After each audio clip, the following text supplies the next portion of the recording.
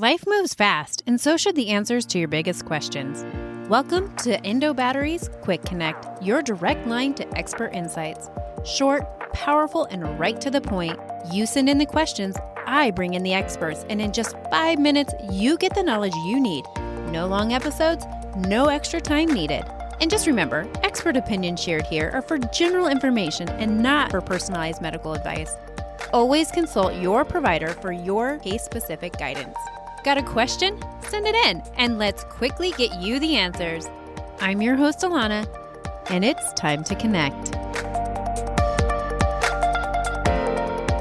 Today, I have an incredible expert joining us, Dr. Jeff Arrington.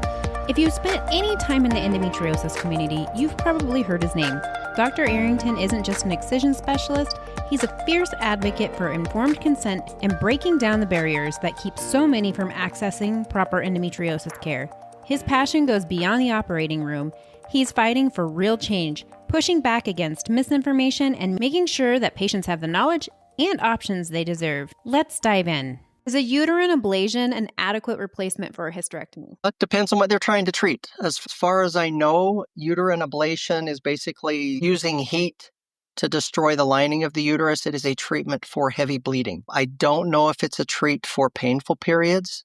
I haven't really dealt with that for years after focusing on the endo. But back when I was doing a lot of that, to my knowledge back then, it was a treatment for heavy bleeding, not painful periods. Interestingly, adenomyosis is one of the top 2 reasons why patients go on to have hysterectomy after an endometrial ablation. And so in my view, if there's heavy bleeding and very painful periods, that really raises the suspicion of adenomyosis.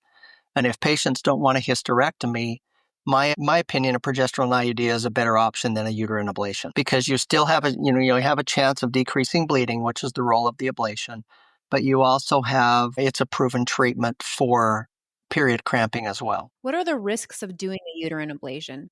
I mean, patients that have had multiple prior C-sections, there's worry about burning too deep and going into the bladder. I think that's pretty rare. Risks, continued bleeding and spotting. There is something called post-ablation syndrome where the ablation is meant to burn the lining of the uterus, but it's never 100%, and it causes a lot of scarring. Or the lining inside the uterus is scarred down, and there's still active endometrium higher up. It can get trapped, and over time can become painful and problematic. Again, if there's adenomyosis, they're kind of the same thing. It traps those glands in the muscle.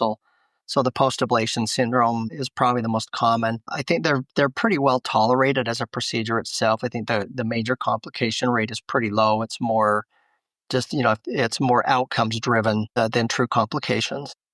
How does someone advocate for themselves when their doctor doesn't take them seriously? I mean, all you can do is try and say, hey, this is what I'm concerned about. If they don't listen, you can't make them listen. And the only thing I can think of is to find somebody else. I don't know. Yeah. And that's something that I feel like as advocates, we kind of see a lot more of is just ways of communicating that the approach that this provider is taking is not helpful. And I think it's okay to be honest with a provider and say, this is not helpful. I need either a referral to a new provider or you let them know post seeing another provider what the findings are. Yeah. Yeah.